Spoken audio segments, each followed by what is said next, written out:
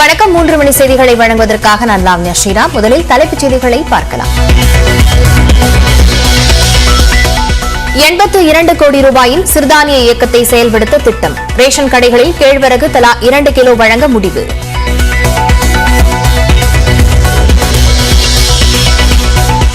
நெல் கொள்முதல் விலையில் கூடுதலாக ஊக்கத்தொகை. சன்ன ரகத்திற்கு 100 ரூபாயும் பொது ரகத்திற்கு 75 ரூபாயும் வழங்கப்படும் என வேளாண் பட்ஜெட்டில் அறிவிப்பு. கரும்புக்கான ஆதாய விலையுடன் 195 ரூபாய் சிறப்பு ஊக்கத்தொகை. டன் ஒன்றுக்கு 2910 ரூபாய் கிடைக்கும்.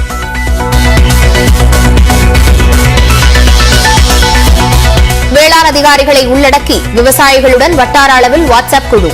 தொழில்நுட்பம், வானிலை முன்னறிப்பு பற்றிய தகவல்களை உடனுக்குடன் தெரிந்து கொள்ள ஏற்பாடு. மதுரை மல்லி, பலா, முருங்கை சாகுபடியை அதிகரிக்க இயக்கம். ஆண்டு முழுவதும் தக்காளி, வெங்காயம் சீராக கிடைக்க கட்டமைப்புகளை மேம்படுத்த 48 கோடி ரூபாய் ஒதுக்கீடு.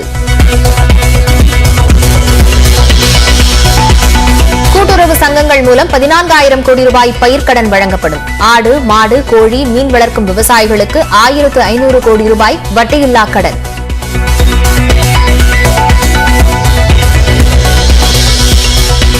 கிராமங்களில் 7.5 லட்சம் குடும்பங்களுக்கு 15 லட்சம் மரக்கன்றுகளை இலவசமாக வழங்க முடிவு. மா, கொய்யா, பலா உள்ளிட்ட பழச்செடி தொகுப்பும் 10 கோடியில் வழங்கப்படும் என்றும் வேளாண் நிதிநிலை அறிக்கையில் அறிவிப்பு.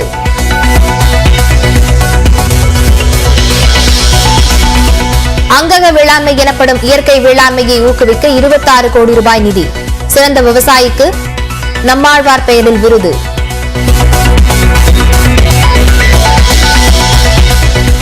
மானிய கோரிக்கையில் இடம்பெற்ற அம்சங்கள் மட்டுமே நிதிநிலை அறிக்கையில் உள்ளதாக இபிஎஸ் விமர்சனம்.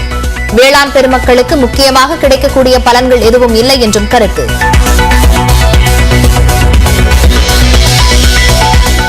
வேலூர் மாவட்ட திட்ட இயக்குநர் ஆர்த்தி வீட்டில் லஞ்ச ஒழிப்பு போலீசார் அதிரடி சோதனை. திருச்சி, தருமபுரி மாவட்டங்களிலும் ஆர்த்தி தொடர்புடைய இடங்களில் சோதனை.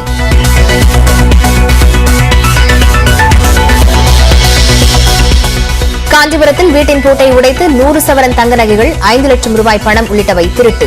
வெளிநாடு சுற்றுலா சென்றிருந்த நபர் இல்லத்தில் மர்ம நபர்கள் கைவரிசை. ஆஸ்கர் விருது வென்ற எலிபென்ட் விஸ்பரர்ஸ் குறும்பட இயக்குநர் கார்த்திகிக்கு 1 கோடி ரூபாய் ஊக்கத்தொகை. முதலமைச்சர் மு க ஸ்டாலினை நேரில் சந்தித்து வாழ்த்து பெற்றார்.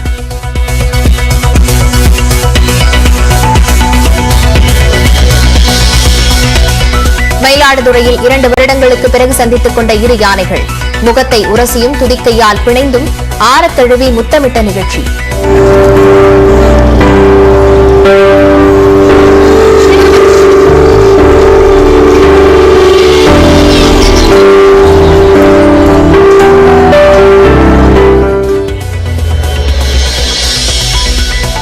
அதானி விவகாரத்தில் 7ஆம் நாளாக முடங்கியது நாடாளுமன்றம். நாடாளுமன்ற கூட்டுக்குழு விசாரணை நடத்தக் கோரி வளாகத்திலேயே பதாகைகளுடன் எதிர்க்கட்சிகள் போராட்டம்.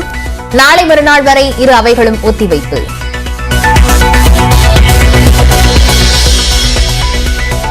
தமிழ்நாட்டில் புலம்பெயர் தொழிலாளர்கள் தாக்கப்படுவதாக வதந்தி வீடியோ வெளியிட்ட பாஜக வழக்கறிஞருக்கு நிபந்தனை மின்ஜாமீன். தூத்துக்குடி காவல் நிலையத்தில் ஆஜராகி 15 நாட்கள் கையெழுத்திட உயர்நீதிமன்ற கிளை ஆணை. வரும் கல்வியாண்டில் புதிய கல்விக் கொள்கையை அமல்படுத்துகிறது சிபிஎஸ்இ. நர்சரி முதல் 2ஆம் வகுப்பு வரை புதிய பாடத்திட்டம் அறிமுகமாகும்.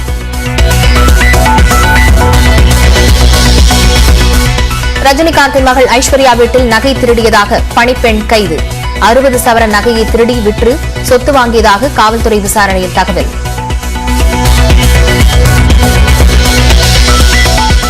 ராணிப்பேட்டை மாவட்டம் நெமிலி அருகே பெய்த ஆலங்கட்டி மழை. நெற்பயிர்கள் சேதமடைந்ததால் விவசாயிகள் வேதனை.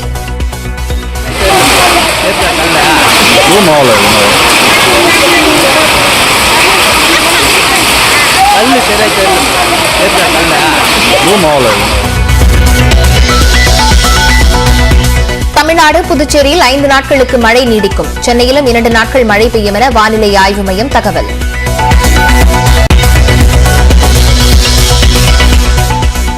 ஒமைக்ரான் வைரஸின் திரிபான HBV வைரஸ் தமிழ்நாட்டில் கண்டறியப்பட்டுள்ளது. காய்ச்சல் பாதிப்பு அதிகரித்து வந்தாலும் மக்கள் அச்சம் கொள்ள வேண்டாம் என அமைச்சர் மா சுப்பிரமணியன் பேட்டி.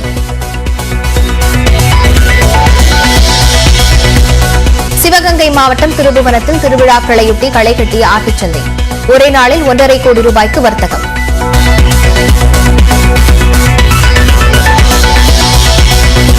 இந்துத்துவாவை விமர்சித்து டுவிட்டரில் பதிவிட்ட கன்னட நடிகர் சேத்தன் கைது. 2 பிரிவுகளின் கீழ் வழக்கு பதிவு செய்து கர்நாடக போலீஸ் விசாரணை.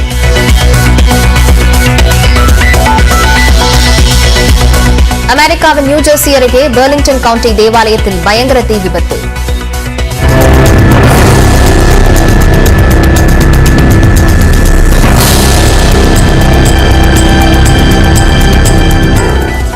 ஹெலிகாப்டர் மற்றும் ராட்சத இயந்திரங்கள் மூலமாக